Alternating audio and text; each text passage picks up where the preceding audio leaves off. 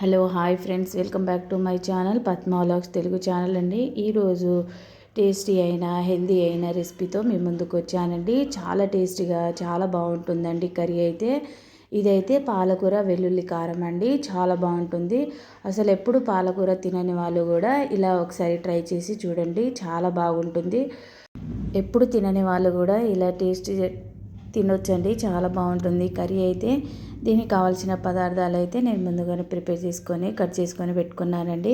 ముందుగా అయితే ఆయిల్, జీలకర్ర, ఆవాలు, ఒక 2-3 మెంతులు వేసి వేగనివ్వాలండి. తర్వాత చిన్నగా కట్ చేసుకున్న ఆనియన్ ముక్కలు, 2 పచ్చిమిర్చిలు వేసి కూడా బ్రౌన్ కలర్ వచ్చేంత వరకు వేగనివ్వాలండి. కొంచెం సాల్ట్ కొంచెమే వేసేసుకోవాలి, లేకుంటే ఎక్కువ సాల్ట్ అయితే ఉప్పుగా ఉంటుంది పాలకూరలో. ఏ ఆకుకూరలో అయినా సరే కొంచెం సాల్ట్ తక్కువనే ఉండాలండి. ఇలా బ్రౌన్ కలర్ వచ్చేంత వరకు వేగనివ్వాలి. ఇలా వేగాక మనం ఒక టమాటా తీసేసుకోవాలండి. చాలామంది పాలకూర టమాటా వండితే కిడ్నీలో రాళ్ళు ఉంటాయని అంటుంటారండి. అదన్నీ ఏం లేదండి, తినొచ్చండి, చాలా బాగుంటుంది. టమాటా వేసినాక ఇలా అల్లం పేస్ట్ అయితే వేస్తలేనండి. లాస్ట్కి వెల్లుల్లి కారం వేస్తా కదా, అందుకనే అల్లం పేస్ట్ వేస్తలేను. తర్వాత ఒక కరివేపాకు, ఒక టమాటా వేసి మొత్తం మగ్గనివ్వాలండి. దగ్గరగా పడేటట్టు మగ్గనివ్వాలి.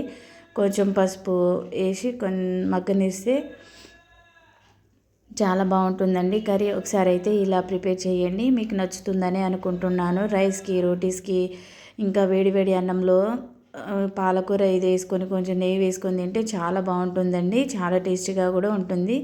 ఇలా మగ్గాక మనము లాస్ట్గానే పాలకూర చిన్న చిన్న ముక్కలుగా కట్ చేసేసుకోవాలండి. ఇలా మధ్య మధ్యలో కలుపుతూ ఉండండి. చూసారు కదండి, బ్రౌన్ కలర్ వచ్చేంత వరకు చాలా బాగా మగ్గిపోయాయి కదా టమాటా, ఆనియన్. తర్వాత మనం చిన్నగా కట్ చేసుకున్న పాలకూర కూడా వేసేసుకోవాలండి. నేనైతే ముందుగానే శుభ్రం చేసుకున్న తర్వాతనే కట్ చేసుకోవాలండి. కట్ చేసుకున్న తర్వాత కడుక్కోవద్దండి, అందులో ఉన్న విటమిన్స్లు అవన్నీ పోతాయండి. ముందుగానే కడుక్కున్న తర్వాతనే కట్ చేసేసుకోవాలి. ఇలా పాలకూర వేసుకున్న తర్వాత ఒక 10-15 మినిట్స్ వరకు మగ్గనివ్వాలండి.